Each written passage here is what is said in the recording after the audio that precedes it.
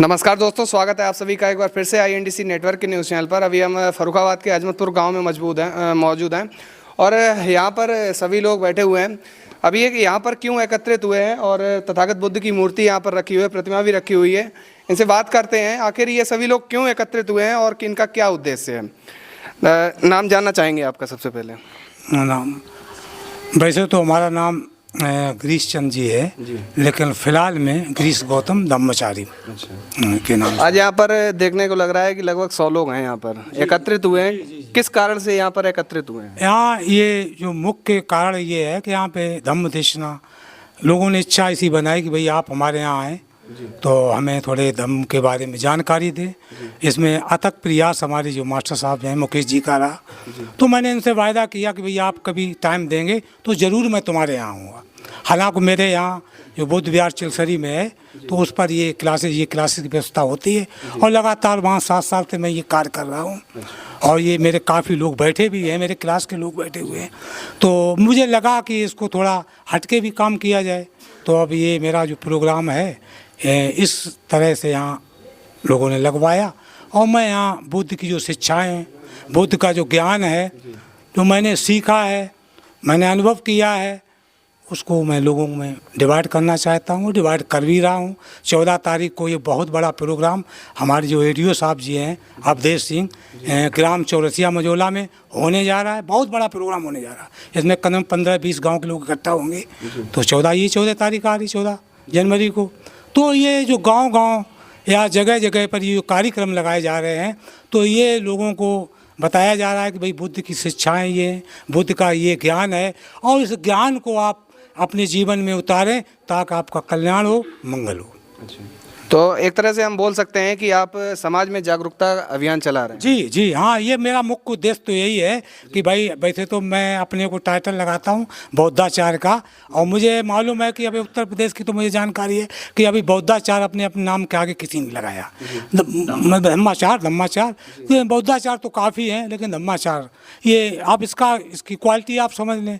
बौद्धाचार्य का जो काम होता है कि बुद्ध से संबंधित जो संस्कार होते हैं उनको करना है। धम्माचार्य की जो क्वालिटी होती है वो किसी प्रकार के संस्कारों में न पड़ना, केवल बुद्ध के धम्म का अध्ययन करके आचरण के साथ, उसमें एक लगा है आचरण के साथ लोगों के बीच में धम्म देशना करना है। ये मेरा काम है और मैं इसे बहुत समुखता से और बड़ी जिम्मेदारी के साथ कर रहा हूँ।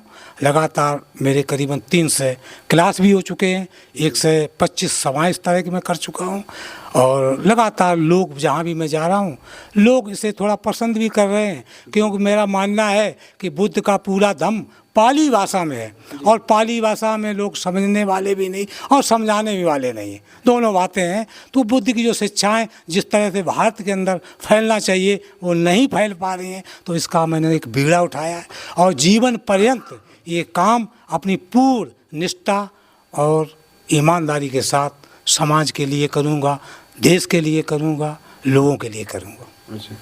जैसा कि आपने कहा है कि भारत में ये शिक्षाएं जो बुद्ध की हैं वो नहीं फैल पा रही हैं। हम भी देखते हैं कि विदेशी लोग इस समय फर्रुखाबाद संकिसा में आते हैं और जब मैं उनसे बात करता हूं तो वो सिर्फ एक ही बात बोलते हैं कि यहाँ बुद्ध की धरती पर आकर हमें शांति मिलती है।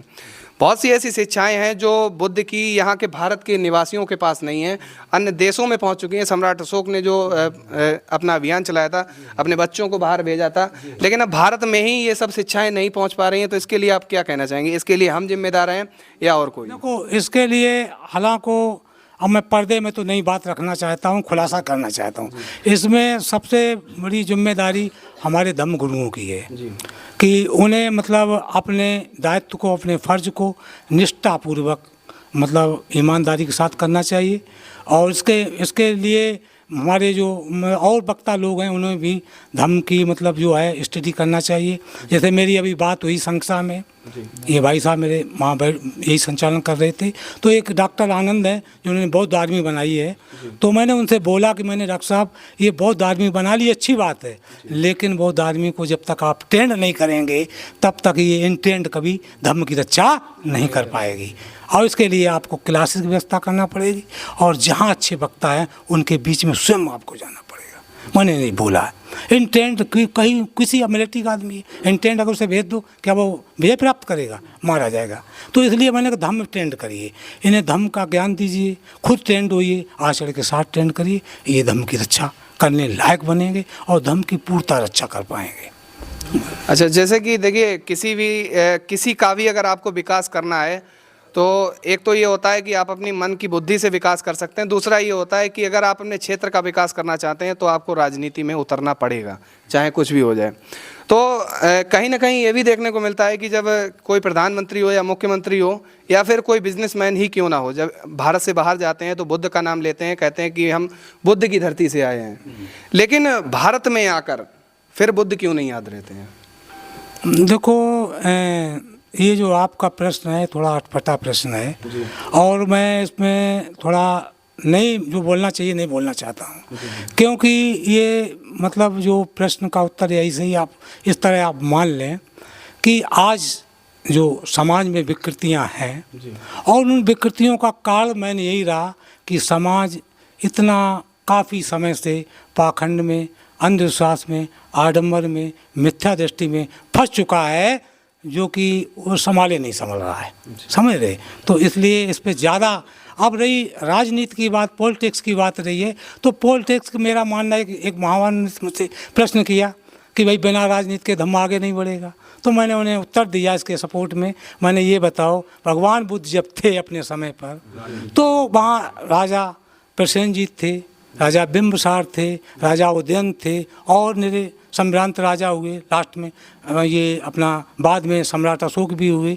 तो ये जो राजा थे तो इन्होंने अपना राजनीति, अपना राजसत्ता बुद्ध के सहयोग से अपना पूरा किया कि बुद्ध का धम्म इनके द्वारा इनका राजसत्ता चला। तो प्रश्न ये आता है कि सारे राजाओं ने अपनी जो शासन सत्ता संभाली तो बुद्ध के अनुसार संभाली, धम्म का सपोर्ट दिया और इससे उन्होंने अपना राज्य किया। लेकिन आज का जो परिदृश्य है ये बदल चुका है। आज थोड़ा लोग घुमा के उल्टा बोल रहे हैं, तो इस पर मैं कोई प्रतिक्रिया करना नहीं चाहता हूँ। मेरा मानना यही है कि अगर आदमी इन मिथ्या दृष्टि से, आडंबर से, ये जो पाखंड है इससे अगर निकल जाएगा तो वो ऑटोमेटिक अपना राजा बनाने में सक्षम होगा। चलिए, बहुत बहुत धन्यवाद, इन्होंने अपना कीमती समय हमें दिया और आप समझ सकते हैं कि किस तरह से अगर मतलब जो कुछ कहना था आपके सामने है।